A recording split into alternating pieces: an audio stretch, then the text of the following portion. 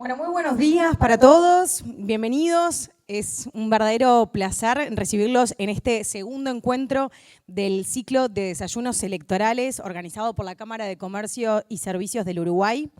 Vamos a empezar dándole en esta mañana la bienvenida al candidato a la presidencia de la República por Cabildo Abierto, a Guido Manini Ríos. Gracias, Manini, por acompañarnos en esta instancia, por participar también en este espacio de diálogo que, ustedes saben, este diálogo va a estar basado en lo que se estableció por parte de la Cámara de Comercio como el Pacto por la Patria, un documento desarrollado con múltiples ideas de cara a los desafíos que desde la Cámara se entiende tiene el país y el futuro gobierno por delante. Este documento, les recuerdo que el Pacto por la Patria fue presentado en el mes de mayo a todos los partidos políticos con representación parlamentaria.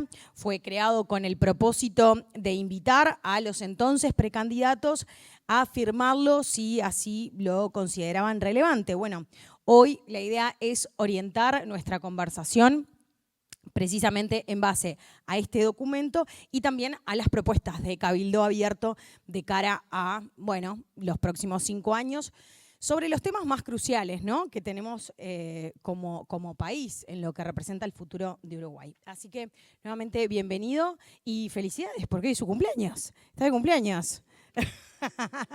Hoy es el cumpleaños. A ver. Ahí. A ver. Es como la ley de Murphy, porque lo habíamos probado hace 2 minutos. Hola.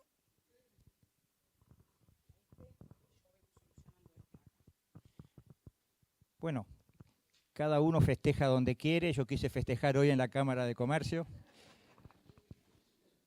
La verdad que es un gusto estar aquí y espero poder contestar y aclarar algunos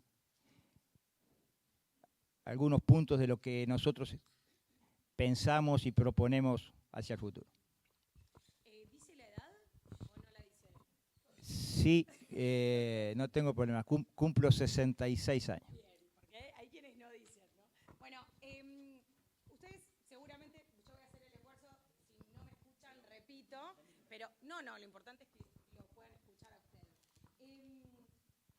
Si hay algún, creo proyectar bien la voz, pero si hay algún inconveniente, repetimos la pregunta. Bueno, la idea, Manini, en este caso, es comenzar hablando de seguridad, que es uno de los principales desafíos que tiene Uruguay, sin dudas. En las últimas horas usted lo ha dejado más que claro, ¿no? Preguntarle en materia de política de prevención y de represión del delito, más allá de lo que se ha planteado en la jornada de ayer por parte de Cabildo Abierto, ¿cuáles son las principales líneas de trabajo que entiende Cabildo que se deberían aplicar en los próximos 5 años? Primero que nada tenemos que tener en cuenta que es fundamental restablecer el respeto a las normas de convivencia. Si estamos viviendo en el medio de una sociedad donde lo que vale es la ley de la selva, donde los más fuertes son los que hacen valer sus derechos y los más débiles tienen la impotencia de no poder desarrollar su vida con normalidad, todo lo demás que hagamos, podemos mejorar los aspectos económicos, facilitar acceso a mercados, podemos mejorar la educación, la salud, la vivienda, pero lo primero es que la gente tenga garantizado su derecho a la vida, su derecho a la propiedad, que en definitiva es la base de cualquier sociedad. Si nosotros no somos capaces de eso, lo demás para nosotros es secundario. Por eso hacemos especial énfasis en este tema. La prevención, por supuesto que podemos ir a la prevención primaria, la madre de la prevención, que es el fortalecimiento de la familia, la educación familiar en valores, etcétera, etcétera. Eso que se ha ido perdiendo a lo largo del tiempo y que nosotros no nos cansamos de decir que es fundamental restablecer.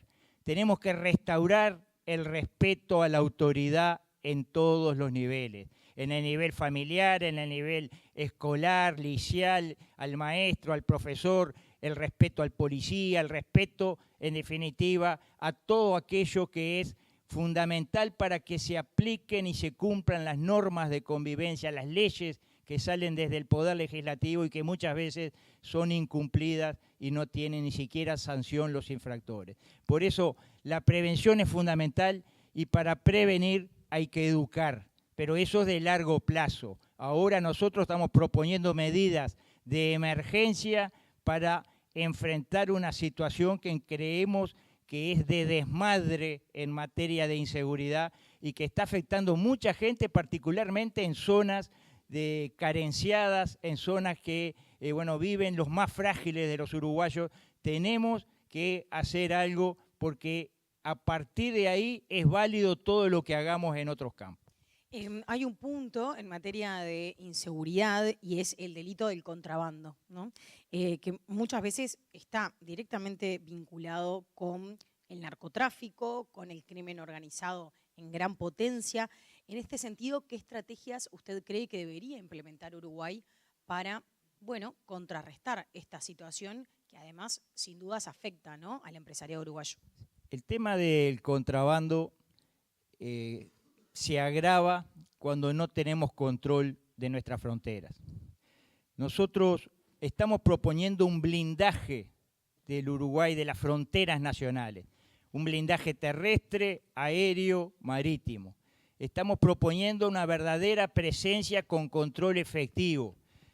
Hoy por hoy pareciera que se quiere pero no se quiere. No hay escáneres en los puntos de ingreso al país, algo que es elemental en los tiempos que vivimos para controlar qué trae un camión, qué carga trae, etcétera, etcétera. Yo estuve en la aduana del Chuy no hace mucho tiempo, no tienen escáner, controlan de 100 y pico de camiones que entran por día, aleatoriamente 5 o 6. El resto no es controlado, porque no tienen los medios técnicos necesarios. Bueno, Fuerza Aérea sin aviones, sin radares, Armada sin barcos, sin radares. De una vez por todas tenemos que dotar a los organismos, a los recursos que pueden ejercer ese blindaje de fronteras, dotarlo de los recursos necesarios. Nosotros lo proponemos por un tema de seguridad, para evitar que ingresen quienes no deben entrar al país, para evitar que entre droga, para evitar que entren armas y, ¿por qué no?, para evitar que entre el contrabando que está colándose en esa frontera tan porosa que pareciera que nunca queremos blindar porque ni siquiera damos los recursos necesarios para eso. Ahora, más allá de las nuevas implementaciones desde el punto de vista tecnológico, ¿no?, en cuanto a lo que hace a la presencia tanto de Fuerzas Armadas en las fronteras, eventualmente el refuerzo de aduana, pero ¿algún otro tipo de medida usted implementaría en concreto? Por ejemplo, mucho se ha hablado del 0 kilo, ¿no? En ese sentido, ¿usted qué posición tiene? Uno no puede estar ajeno a la realidad. Hay una realidad de frontera en donde el 0 kilo tal vez no sea la medida más aplicable, y aparte disponer medidas que después son tal vez imposibles de hacer cumplir tampoco tiene sentido. Más que el 0 kilo, claramente hay que aplicar políticas para favorecer al comercio de frontera, que nosotros hemos hecho propuestas concretas en eso, de una exoneración tributaria completa a los productos que se venden del lado uruguayo de la frontera para facilitar que los precios se acerquen más y que en definitiva no sea necesario aplicar el 0 kilo porque los precios son similares y la gente compra de este lado. Yo creo que esas políticas de fondo son mucho más efectivas que una medida como el 0 kilo. Sí, medidas como 0 camión, como 0 tonelada que salen de la frontera y llegan a los centros alejados, centros urbanos, eso sí hay que aplicarlo y para eso requerimos estos elementos tecnológicos de los que yo hablaba. Le hacía referencia al rol de las Fuerzas Armadas porque en el marco de esta administración se reforzó la tarea de Fuerzas Armadas en frontera, no específicamente para controlar el tema del contrabando, pero también, digamos, sí, para eventualmente contrarrestarlo. ¿Usted cree que se debería reforzar esa presencia de las Fuerzas Armadas en frontera, o se debería apelar tal vez a otro cuerpo, digamos, dentro de lo que es la Policía Nacional, Guardia Republicana?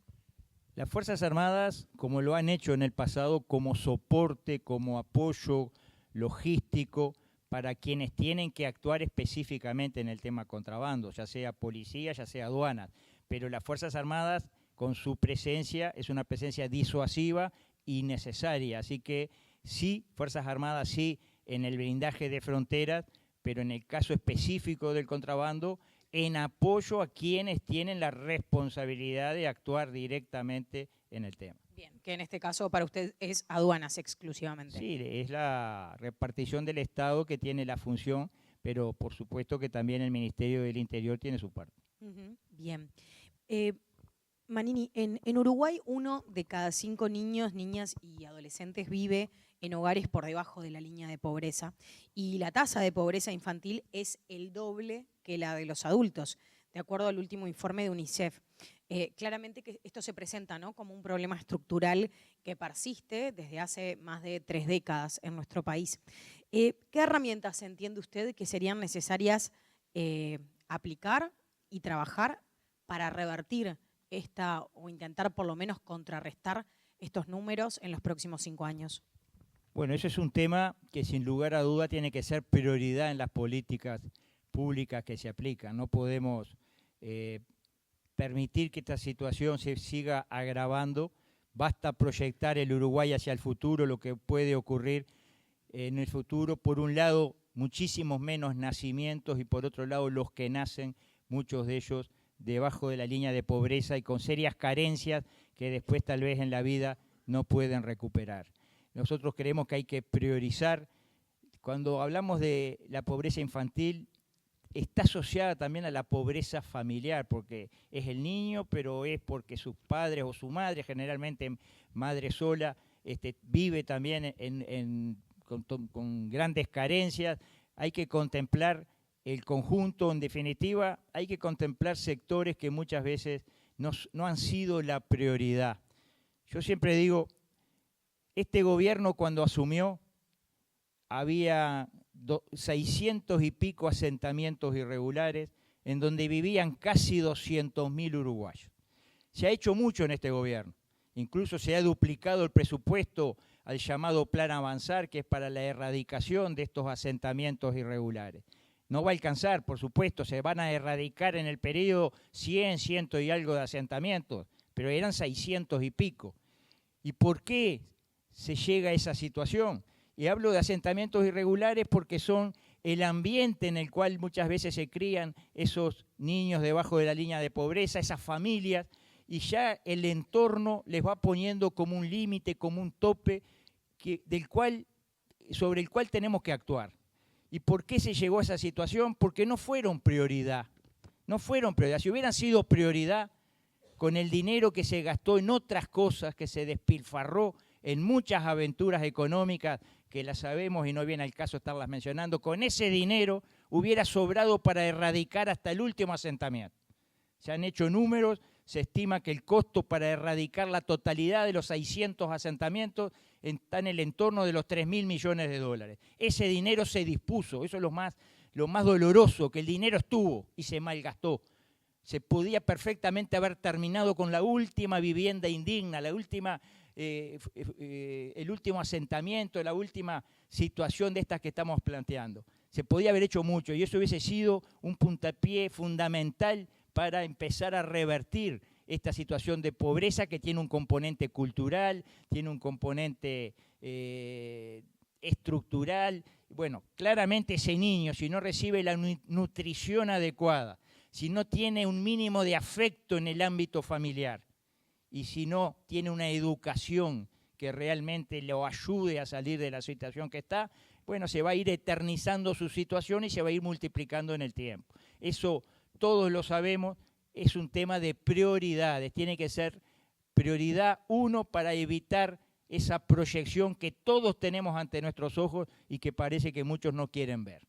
Pero en base al presupuesto que en el marco de esta administración y de este gobierno que usted lógicamente integra en el marco de la coalición, la experiencia, digamos, que deja esta administración de cara a los próximos 5 años. ¿Usted tiene una cifra, una idea de en qué tanto, digamos, debería estar el presupuesto destinado a esta problemática de la pobreza infantil? Mire, no manejo el número exacto. En esta administración se ha duplicado el presupuesto para el Plan Avanzar en materia de vivienda, se ha dado recursos como nunca se habían dado para los CAIF, para multiplicar los CAIF en todo el país. Se ha puesto el foco y la atención en este tema. Por supuesto, con las carencias propias de una época en que tocó atender ciertas urgencias que estaban primero que nada, pero indudablemente que todo lo que se gaste en esto es poco. Yo diría no gasto, lo que se invierta en esto es poco porque siempre estamos corriendo de atrás a una población debajo de la línea de pobreza que sigue en aumento y bueno, si no tenemos las herramientas necesarias para revertir esta situación, las proyecciones hacia adelante son peores. Acá hay un Uruguay A y un Uruguay B.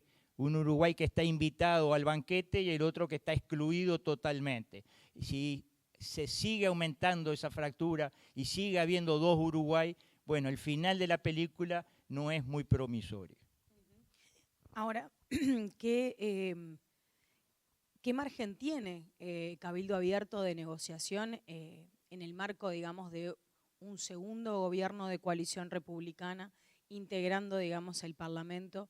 ¿Qué margen tiene de maniobra para pelear por ese presupuesto? Bueno, Cabildo va siempre a hacer propuestas claras en el sentido que nosotros entendemos hay que atender.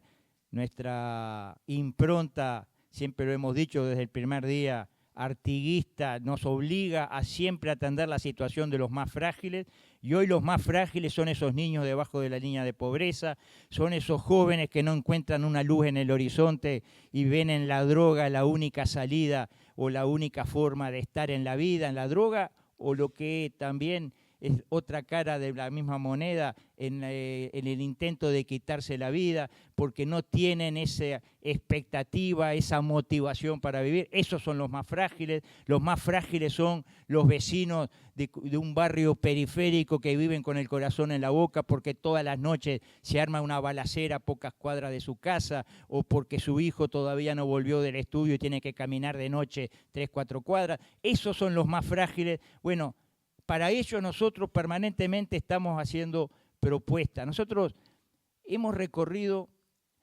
la sede de todos los partidos políticos, Frente Amplio, Partido Nacional, Partido Colorado, Partido Independiente, con los partidos menores hemos hablado en el propio Palacio, ofreciendo establecer una mesa de diálogo. Lo hicimos en septiembre del año 22, una mesa de diálogo donde los temas grandes como el de la pobreza infantil, temas como el de las drogas, temas como el de las deudas de la gente, temas que son comunes a todos los uruguayos, la seguridad pública, los tratáramos en clave de país y no en clave de partido. Dejar de lado la mezquindad partidaria de que si vos lo proponés yo te lo tranco. De una vez por todas hay políticas que tienen que ser en clave nacional.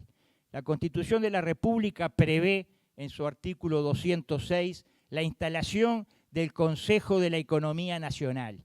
Es un ámbito donde están presentes los trabajadores, los empresarios, los comerciantes, los políticos, el Estado, la academia, todos los dolientes de una sociedad, de las medidas económicas que se adopten, están presentes y pueden hacer recomendaciones. La Constitución establece que no es vinculante, no obliga, pero funciona como una suerte de gach económico. Bueno, ese creo que es el camino que de una vez por todas tenemos que empezar a transitar.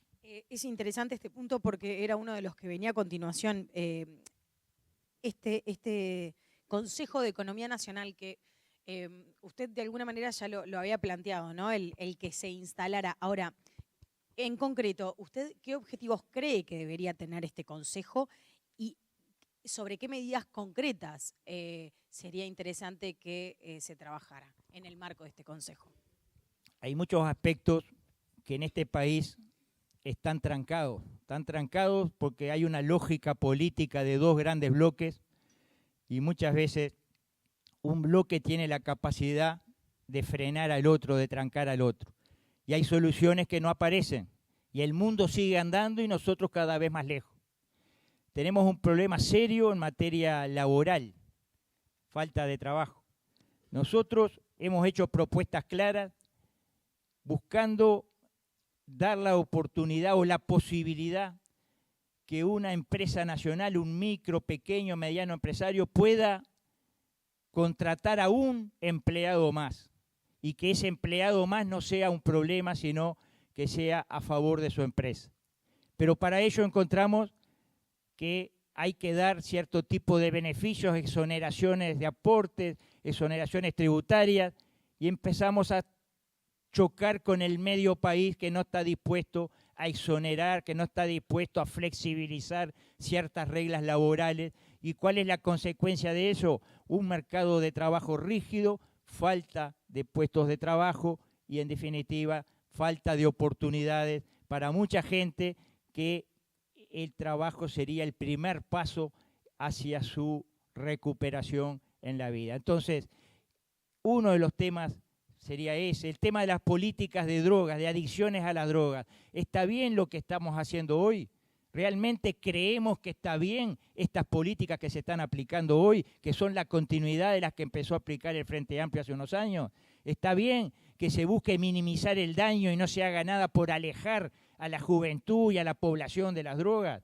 ¿Está bien que hoy un partido proponga legalizar, regular otras drogas aparte del cannabis, la cocaína, el LSD, el éxtasis? ¿Está bien que esas cosas estén pasando? ¿No tendríamos que sentarnos en una mesa todos, mostrar evidencias claras de lo que está pasando hoy con nuestra juventud, con nuestro país, y decirle, bueno, vamos entre todos a cambiar este rumbo, porque así como vamos rumbo a un precipicio? ¿No sería eso mejor tratarlos entre todos, lejos de las cámaras, no hablando para una tribuna, sino hablando con sentido común y con un mínimo de patriotismo? ¿No sería bueno eso? Yo creo que ese Consejo de la Economía Nacional podría tratar estos temas, podría tratar las medidas que hacer para estimular el comercio, el tipo de acuerdos que haya que hacer internacionalmente, el comercio de frontera, cómo fomentarlo y ponernos de acuerdo entre todos. En definitiva, terminar con ese medio país trancando al otro medio país.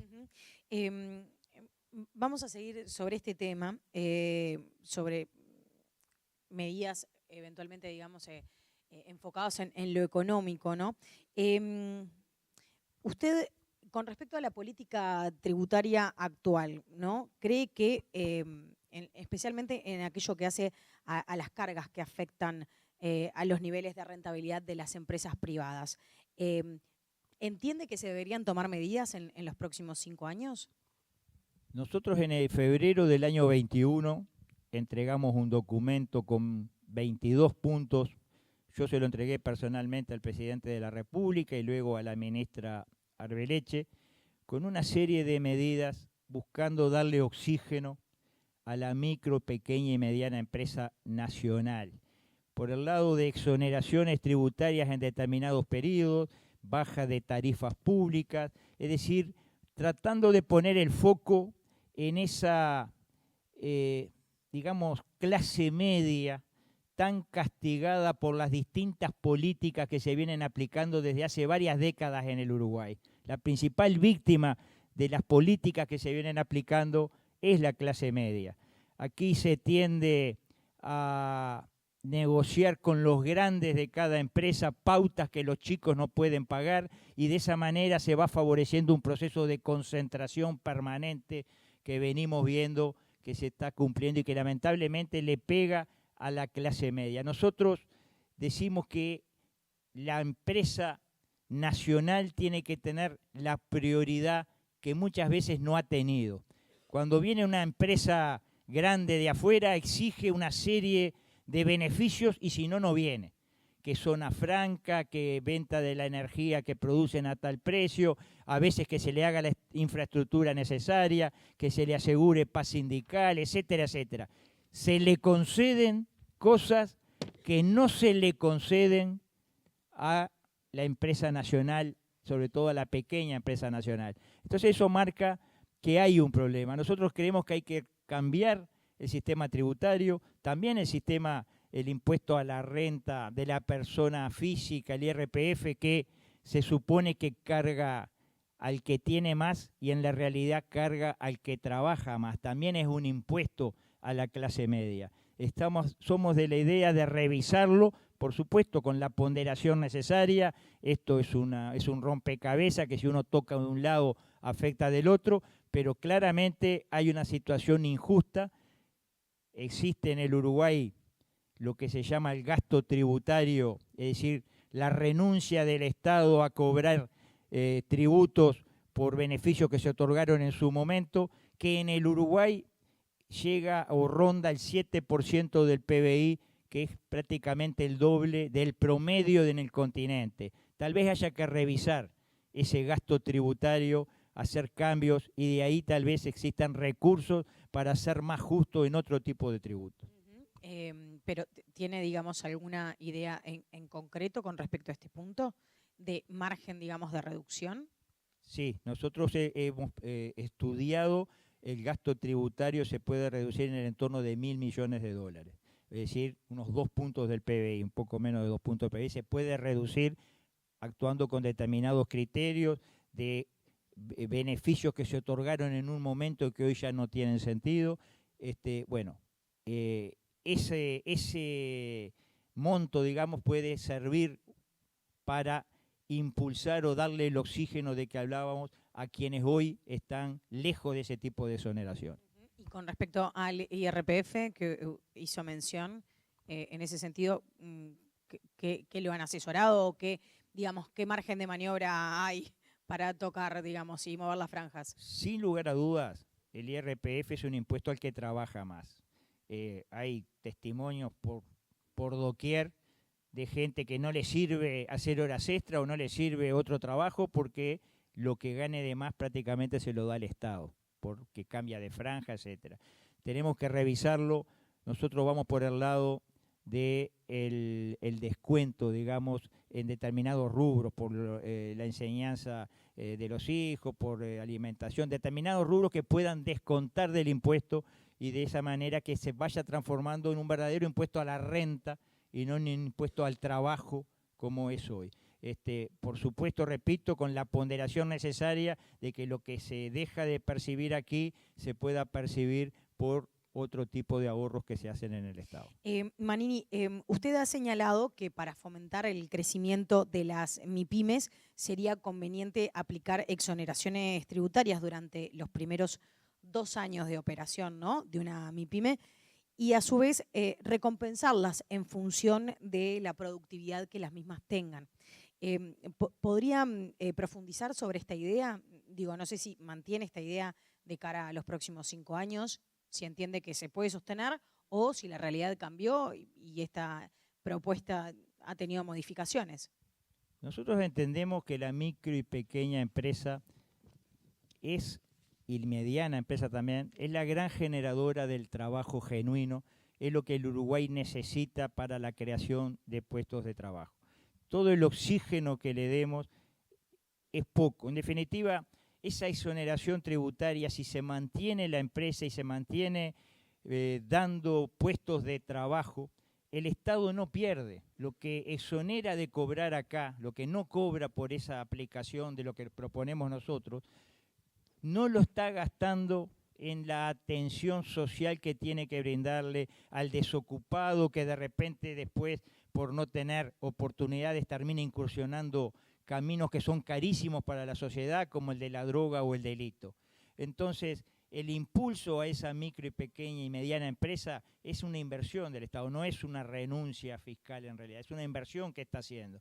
Entonces, nosotros proponemos que se priorice ese sector de la economía nacional y no que sean como son hoy los que soportan todo el peso del Estado. ¿Por qué proponemos en los primeros años? Porque es la época en la cual se está consolidando la empresa, que muchas veces lo vemos, recibimos testimonios prácticamente que a diario de empresas que, hacen todo pero no pueden afrontar toda la carga que significa desde el Estado las exigencias que tienen y terminan muriendo al poco tiempo, cerrando, y son puestos de trabajo que se van perdiendo. Claro, pero en este punto que usted hacía mención, el de recompensar la productividad, ¿esa recompensa vendría por exoneraciones tributarias o está pensando, tiene en mente otro tipo de recompensa?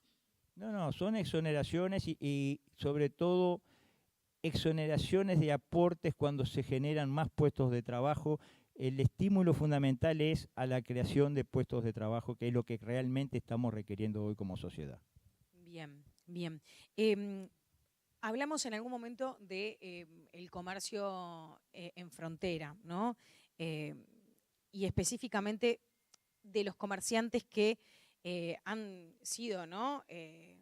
Víctimas directas de la situación de la diferencia de la brecha de precios que tenemos, especialmente con la Argentina, que tuvimos en el pasado, ¿no? Y seguimos teniéndolo ahora en menor medida. Usted había planteado, bueno, beneficios fiscales en relación al pago del IVA e IMESI en productos de comercios fronterizos, entre otros aspectos. La pregunta es si tiene en mente algún otro mecanismo para abordar esta problemática, ¿no?, de frontera, que, reitero, sigue vigente, ¿no? La brecha se acortó un poquito, pero los problemas siguen para los comerciantes. Sí, nuestra propuesta fue, cuando todavía estaban los puentes cerrados por la pandemia, se veía venir lo que iba a pasar cuando se abrieran los puentes, como efectivamente pasó. Digamos, el razonamiento es, el Estado no renuncia a nada exonerando de impuestos, porque el vecino de frontera no compra de este lado, compra del otro lado. Si está con impuestos o sin impuestos, compran del otro lado. Ahora, si está sin impuestos, los precios se acercan. Por supuesto que dada la disparidad que había con Argentina en un momento, no había exoneración de impuestos que fuera suficiente, pero en condiciones normales, esa exoneración de impuestos puede hacer que los precios del lado del Uruguay no estén tan lejos del lado argentino o del lado brasilero, no estén tan lejos y la gente no vaya en masa a comprar del otro lado como se da cuando está esa situación.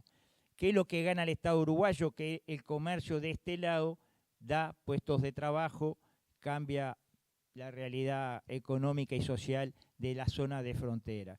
Entonces nosotros proponíamos, fue el primer proyecto que hubo, exoneración tributaria para acercar los precios. Después hubo otras propuestas de otros partidos, algo así como la microimportación, de poder cada uno ir, comprar pagando un determinado mínimo, poder vender el producto de este lado. Hubo otras propuestas. Tal vez la nuestra no sea la mejor propuesta, pero lo que no podemos hacer es no hacer nada, porque se dan situaciones en las cuales se viven crisis muy grandes donde el comercio de frontera es la víctima.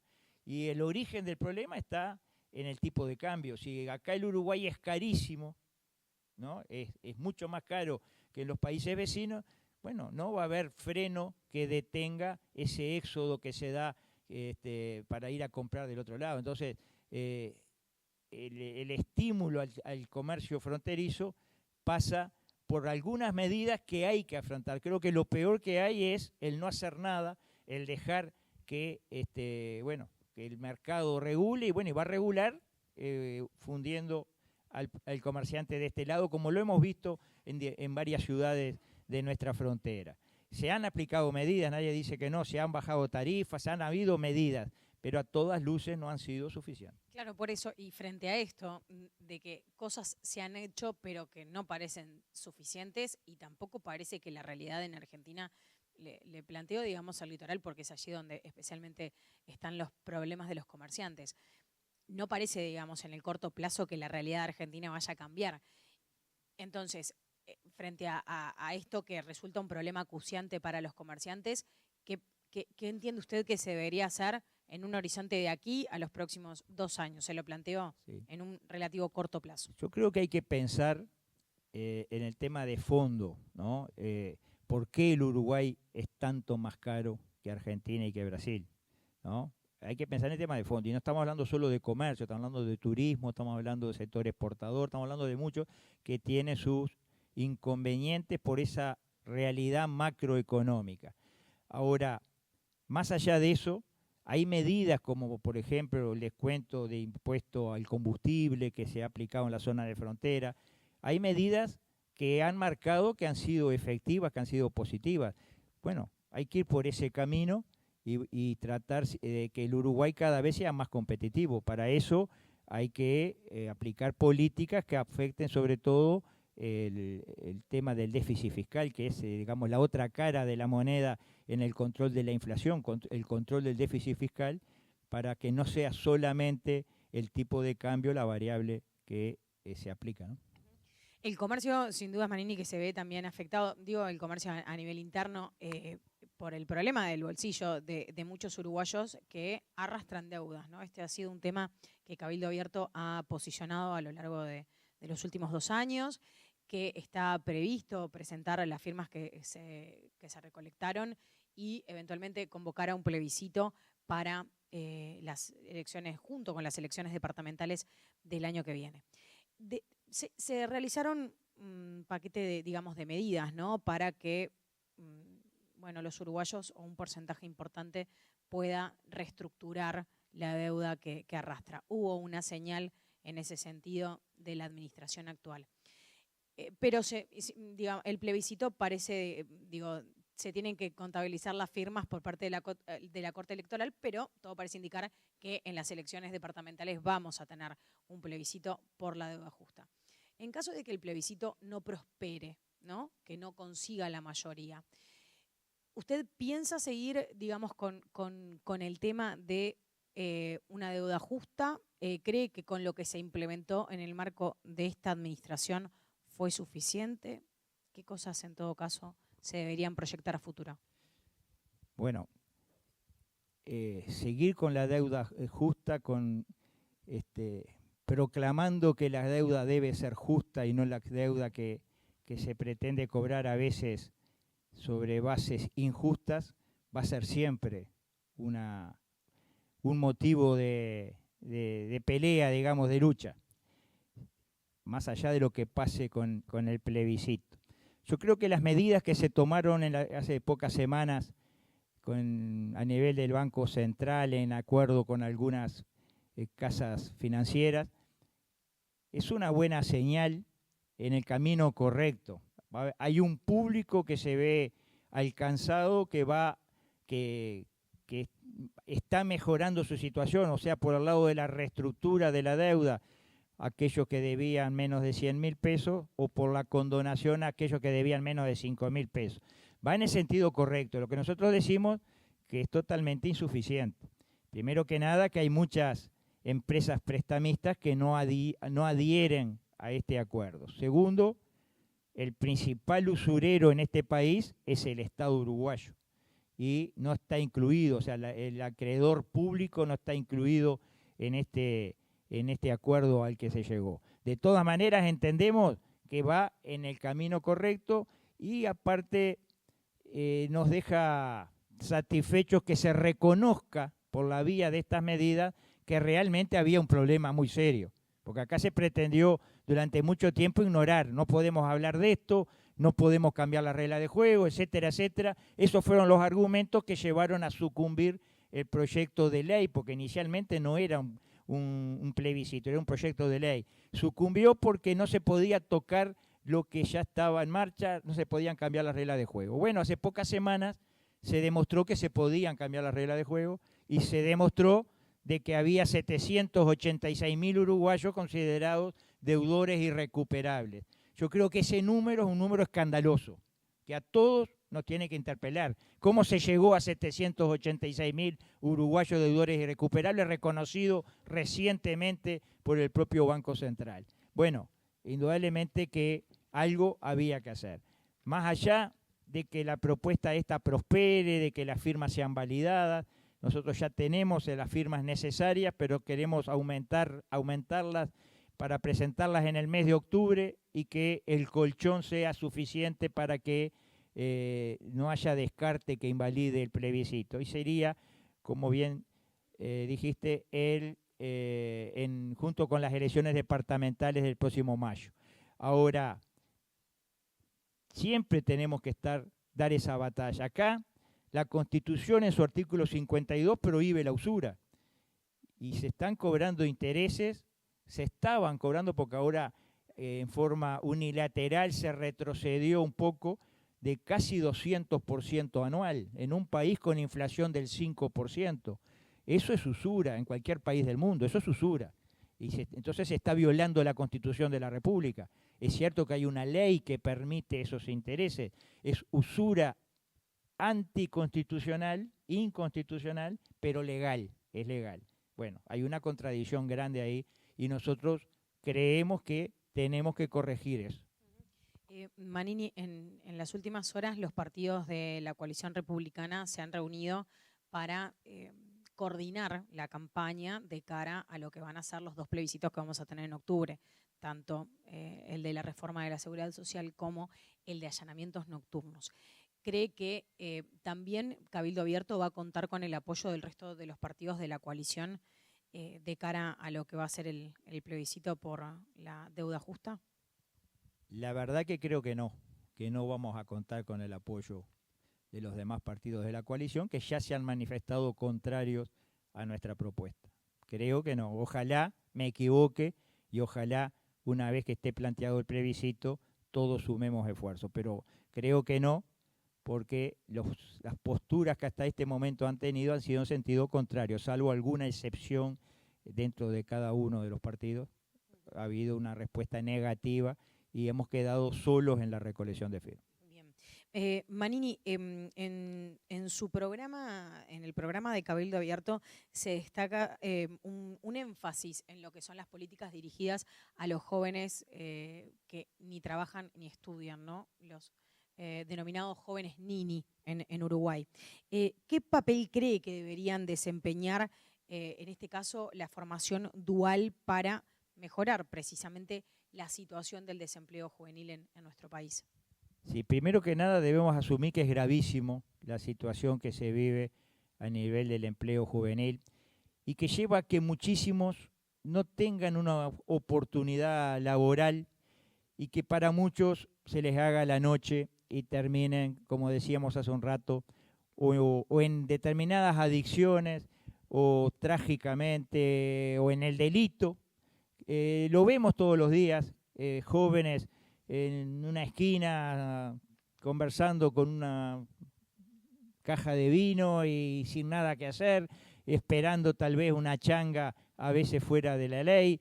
Bueno, esa realidad que sabemos que existe, tenemos que revertirla. El planteo nuestro, que no es nuevo, es de darle una oportunidad a esos jóvenes que no trabajan, no estudian y que no por ello no tienen ganas de salir adelante. Entonces hay que darles una oportunidad. Acá se busca aunar las capacidades ociosas que tiene el propio Estado y generar una suerte de cursos. Se habla de periodos de 9 meses en donde se les dé educación cívica por un lado, donde se les dé los elementos básicos de determinados oficios, que se los prepare para poder digamos, tener un conocimiento que les permita salir por sí mismo en la vida adelante. Creemos que es una oportunidad que hay que darle a los jóvenes. Esto requiere la complementación de distintas partes del Estado.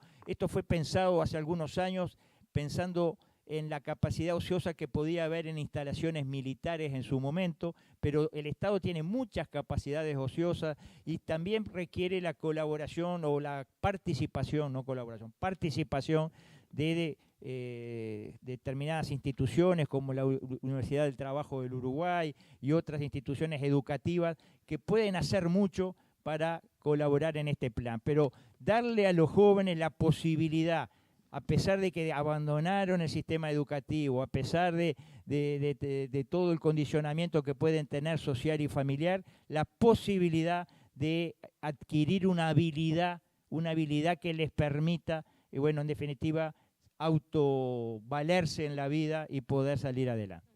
Ahora, ¿y qué rol se imagina para las empresas, para el empresariado uruguayo en este sentido? ¿Se imagina algún rol o no necesariamente? Sí, claro que sí. En el paquete las empresas tienen un rol fundamental en el curso en sí que estamos hablando, porque muchos de ellos serían el seno de empresas que se presten a eso, y luego de salido de los cursos para la contratación o para darle la oportunidad laboral. Por supuesto que esto tiene una contracara de beneficios que pueda dar el Estado. Claro, ¿qué medidas o incentivos, ¿no? Para sumar a las empresas, se Claro, imagina. exoneraciones, que ese trabajador adicional a la empresa no le signifique un gasto. Eso es importante. El Estado gana igual porque ese muchacho que ahora tiene un trabajo ya deja de ser un problema como lo es en el día de hoy. Entonces, es importante pensar eso, pero para eso primero tenemos que asumir que este tema hay que abordarlo. Acá lo que está pasando que muchas veces no se piensa, bueno, el que deja el liceo es un desertor estudiantil más y forma parte de las estadísticas y nadie lo va a buscar, nadie le va a dar la oportunidad que necesita para poder revertir esa situación. Es un tema muy, muy complejo, pero entendemos que es necesario abordarlo de una vez por todas. Manini, uno de los temas que lógicamente se está tratando en paralelo con las elecciones nacionales es el plebiscito, como yo le decía, de la reforma, ¿no? de la seguridad social. Cabildo Abierto ya ha manifestado cuál es su postura en conjunto con el resto de los partidos de la coalición republicana. Ahora, le pido si es tan amable de dar su análisis de lo que usted y Cabildo entienden que sería el impacto y los costos que debería asumir el Estado en caso de que la reforma, digamos, de que el plebiscito salga positivo, ¿no? De que triunfe el plebiscito el próximo 27 de octubre. Bueno, indudablemente sería bastante grave para la economía nacional. Bien, por un lado se estaría incumpliendo o perdiendo aquello del Uruguay garante de compromisos contraídos. Entendemos que el régimen de las AFAPs, con todos sus defectos, bueno, ha marcado el inicio de un camino, un sistema mixto que va aliviando el peso que recibe el Estado para atender la seguridad social en el tiempo. Todavía no está totalmente maduro, todavía no hay aportantes de las AFAP con más de 30 años de aporte porque el sistema no los tiene y por lo tanto todavía no ha madurado todo lo que tiene que madurar, pero entendemos que ese régimen, en definitiva, es mejor que el régimen de reparto puro.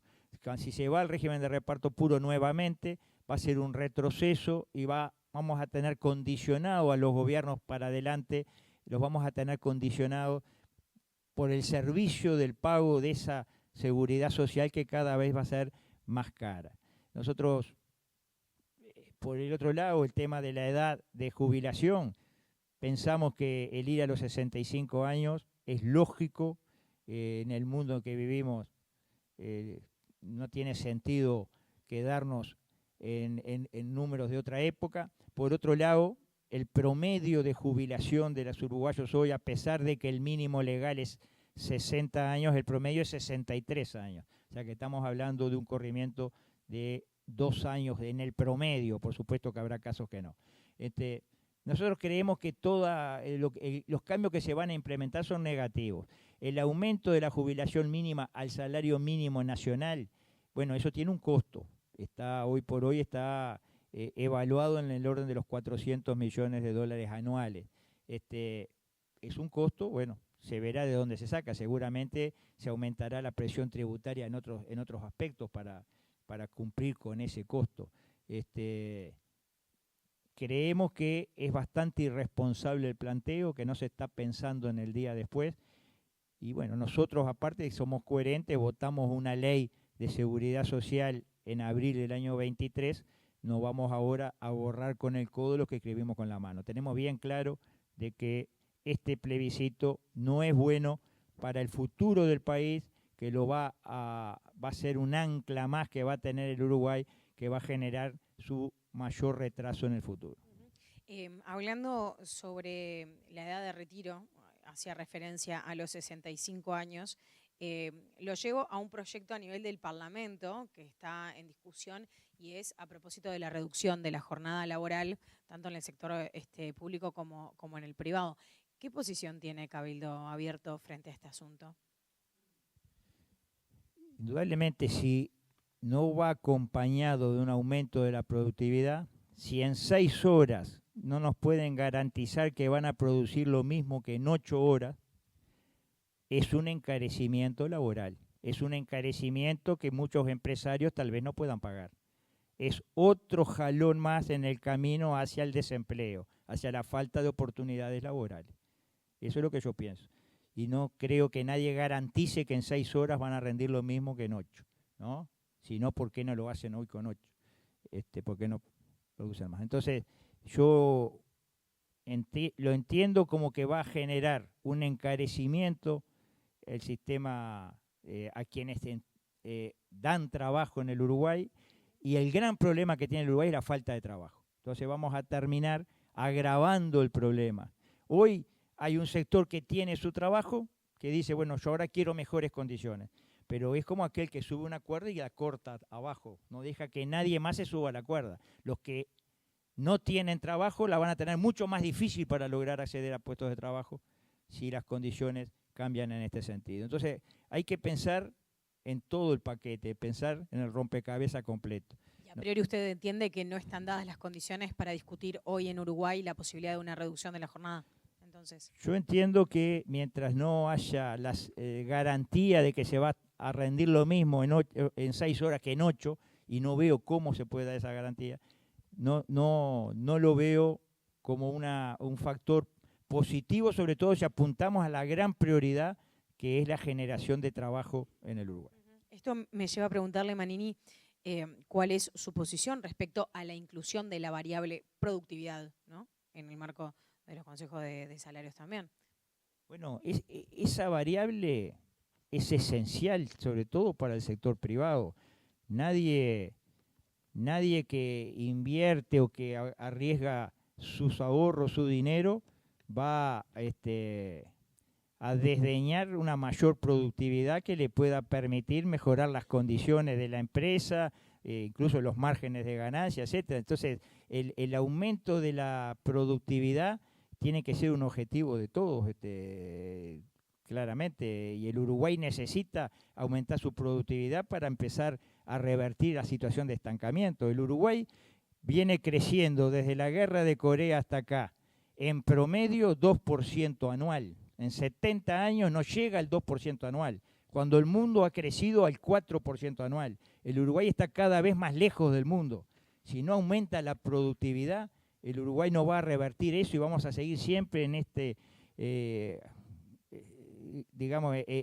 este estancamiento que lo que hace es no acompañar las necesidades que tienen los uruguayos, que son crecientes. Claro, pero para mejorar la productividad, ¿cuáles son las piezas a tocar, a su entender? Bueno, indudablemente capacitación, mano de obra calificada, tecnología apropiada, todos esos elementos que el mundo que se ha desarrollado y aumentado la productividad ha aplicado en forma clara. El Uruguay no puede rezagarse en todo eso. Yo creo que la educación es fundamental, el tener gente capacitada para trabajos calificados es fundamental. Si la educación no acompasa esa necesidad, bueno, cada vez vamos a estar con mayores problemas. Hablemos de Uruguay mirando hacia el mundo, ¿no? Ha sido un tema que se ha posicionado en este periodo de gobierno, el de, bueno, cómo nos plantamos, ¿no?, en el marco de la región, en nuestro continente y, bueno, respecto al resto del mundo. ¿Cuál entiende usted que debería ser la posición de Uruguay en materia de comercio exterior en los próximos años? Tanto de manera unilateral como también en la lógica del bloque Mercosur. Primero que nada, cuanto más tratados de libre comercio, cuanto más barreras arancelarias caigan para el Uruguay, mejor. Ese tiene que ser el gran objetivo, negociar con todo el mundo. Un país chico puede crecer en base a su comercio, a un activo comercio. Eso no hay dudas. Nosotros decimos que tenemos que cuidar el Mercosur, cuidar el barrio. No podemos, por una alianza comercial con un país extracontinental, comprometer nuestras relaciones con el vecindario. Ahora, ese vecindario no puede transformarse en una traba, en una tranca permanente. Hay que buscar cambiar las reglas o cambiar las actitudes para que ese vecindario, ese Mercosur, en definitiva, sea parte de la solución y no del problema. Creo que ese es el gran desafío, es un equilibrio a veces difícil. El Uruguay pudo, estando dentro del Mercosur, hacer un tratado de libre comercio con México.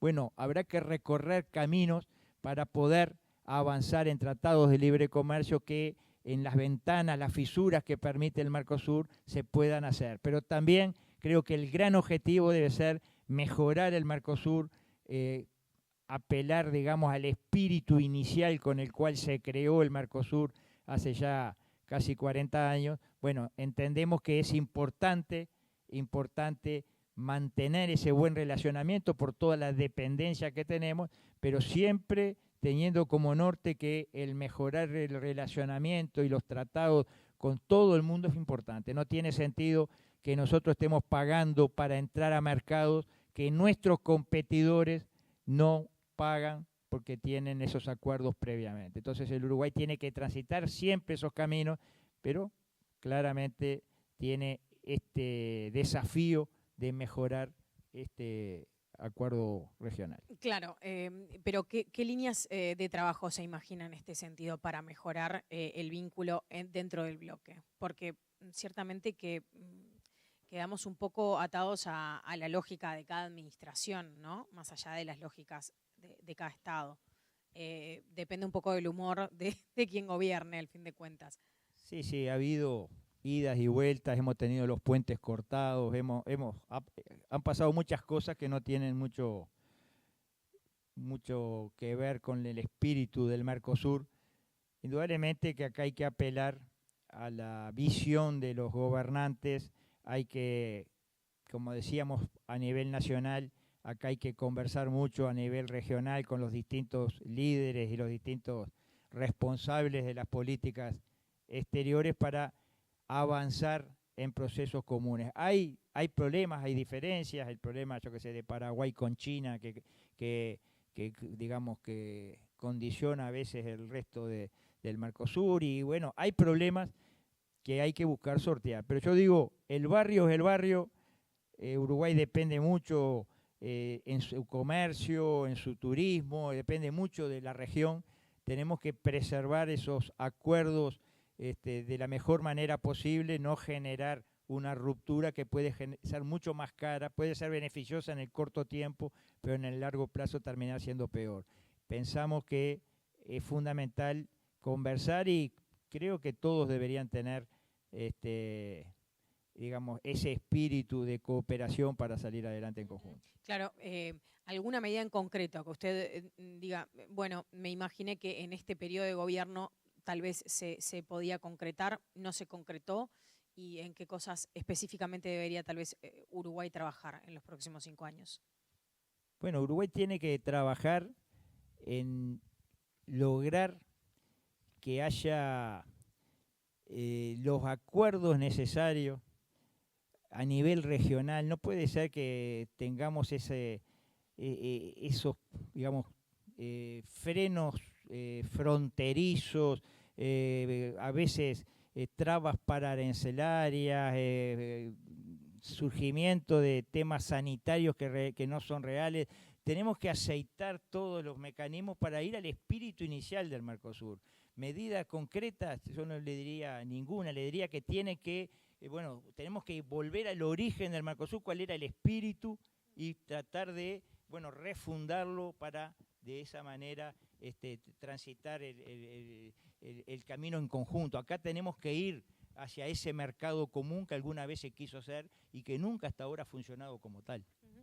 Le planteo otro tema en el cual Cabildo también en su momento manifestó discrepancias a la interna de la propia coalición republicana. Y estoy hablando del puerto, ¿no? Y de su funcionamiento. Los costos de los servicios portuarios representan un alto porcentaje en lo que hace al costo logístico total, afectando sin lugar a dudas lo que es la competitividad de la economía, ¿no? Suelen además existir discrepancias a propósito de la calidad de los servicios y las frecuencias, en fin, de las interrupciones, algunas cuestiones que hacen a la propia casuística, ¿no?, del funcionamiento. ¿Qué medidas en concreto entiende usted que sería mejor implementar para mejorar la competitividad del puerto de Montevideo?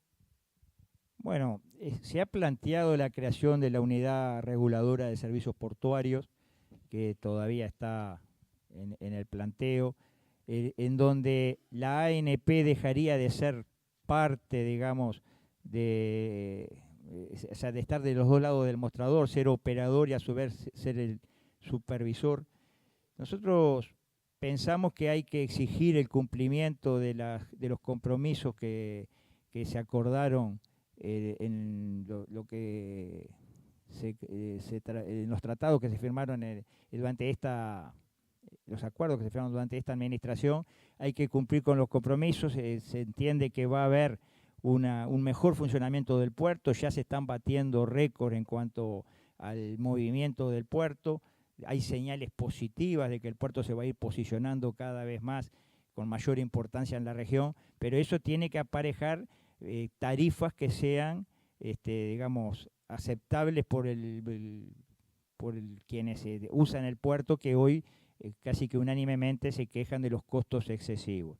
Es un puerto caro, no cabe duda, sobre todo comparado con algunos otros puertos de la región, pero en el horizonte está una mejora que hay que hacer cumplir, y esa es la función del gobierno de turno, hacer que los precios vayan tendiendo a ser competitivos con el resto de la región. Los servicios seguramente van a ir mejorando en la medida que se van inaugurando las nuevas ampliaciones y las nuevas incorporaciones que tiene el puerto. Creemos que puede haber una mejora sustancial en ese sentido. En materia de infraestructura vial, ¿qué plan se imagina, qué plan de inversiones se imagina usted a mediano plazo que también le dé certezas, ¿no?, a quien quiere realizar inversión en el país, que va a poder contar con eso? Bueno, primero que nada, en esta administración se ha hecho una gran inversión vial. Claramente se ha invertido más que en muchas administraciones anteriores. Ha habido grandes avances en rutas que estaban realmente abandonadas desde hacía muchas décadas, y puentes y una serie de conexiones que no existían antes. Eso yo creo que hay que reconocerlo. Hay que continuar con este impulso. El Uruguay tiene que tener una red vial moderna y acorde a los tiempos que vivimos. A veces uno mira países como ejemplo, como por ejemplo Nueva Zelanda, uno lo pone como un ejemplo. Bueno, a Nueva Zelanda le llega con el pavimento al último rincón del país. Tal vez acá sea demasiado ambicioso pensarlo así, pero indudablemente que no podemos tener rutas en malas condiciones, que en definitiva son un freno al progreso en el interior del país. Tenemos que apostar a que la gente tenga en el interior del país las condiciones necesarias para no tener que estar emigrando. El vaciamiento del interior del país es una de las grandes tragedias de nuestro país y hay que evitarla. Hay que continuar con estos planes de obra vial como la que se ha hecho en esta administración, hasta que, digamos, es algo continuo para mantener en condiciones y modernas nuestras rutas. Manini, dentro de lo que serán las políticas de gobierno de la próxima administración, ¿no?, en caso de repetir la coalición republicana, ¿qué apoyo presupuestal entiende que se debe dar a investigación, desarrollo e innovación? Es uno de los aspectos que hablábamos hoy de cómo aumentar la productividad. Tenemos que apostar al desarrollo de la investigación, a la investigación en todos los aspectos. Se ha demostrado que el Uruguay tiene capacidad para determinadas áreas, determinados rubros. Hemos estado reunidos, hemos estado en Arlato y en otros instituciones que están impulsando la inversión en investigación. Nosotros creemos que es uno de los aspectos, y lo tenemos en nuestro programa, que tenemos que considerar y tener presentes. Son cosas que si uno no las está mirando, no está con el foco puesto en ello, realmente pasa el tiempo y no se hacen las inversiones necesarias y nos vamos rezagando cada vez más y terminamos después dependientes de lo que otros investigan en otros países pagando muchísimo más. Yo creo que es uno de los puntos que hay que priorizar. Manini, para terminar, uno de los aspectos del Pacto por la Patria hace foco y énfasis en el medio ambiente, ¿no? En el cuidado del medio ambiente. En su plan de gobierno, en lo que hace al cuidado de los recursos naturales, ¿cuáles son las principales líneas de trabajo que usted entiende se deben aplicar en los próximos 5 años? Es fundamental fiscalizar que todos aquellos actores que pueden estar chocando con el medio ambiente cumplan con todos los requisitos para los cuales se los ha obligado y por lo cual se les ha autorizado la actividad. Hemos visto determinadas empresas que han tenido derrames, han tenido afectaciones al medio ambiente. Bueno, hay que ser estricto en los controles. Yo creo que acá se necesita una gran fiscalización. Claramente preservar el territorio, preservar el planeta para las futuras generaciones debe ser un objetivo de todos nosotros. El buen empleo de nuestros recursos naturales tiene que ser un objetivo de todos nosotros. Nosotros estamos proponiendo un proyecto de ley que establece que el Senado de la República tenga la última palabra cuando se hacen concesiones a largo plazo que afectan los recursos del país. Es decir, que haya una instancia parlamentaria para que se discuta por los representantes del pueblo uruguayo si es conveniente o no es conveniente, sobre todo cuando se trata de concesiones por muchas décadas para adelante y que en definitiva signifique esa venia necesaria, una carta que tenga el gobierno de turno para poder exigirle a quien quiera invertir o venir al Uruguay el mayor compromiso con distintos aspectos, pero entre ellos el fundamental, que es el medio ambiente. Muy bien. Guido Manini Ríos, gracias por esta charla, gracias por hacerse este tiempo para venir a compartir en nombre de la Cámara de Comercio y Servicios por su tiempo. Fue un placer. Gracias. Bueno,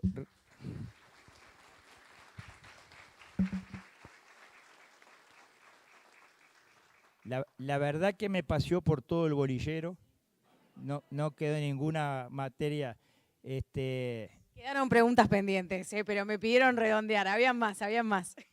Bueno, la verdad que es un gusto haber estado acá y reiterarnos a disposición. Nuestro objetivo es tratar de impulsar el trabajo nacional, el comercio nacional. Nuestro objetivo es tratar de ser parte de la solución y que en definitiva los uruguayos tengan mejores condiciones de vida en el futuro. Así que para eso nos van a encontrar siempre dispuestos y estamos a las órdenes en donde sea que nos encuentren.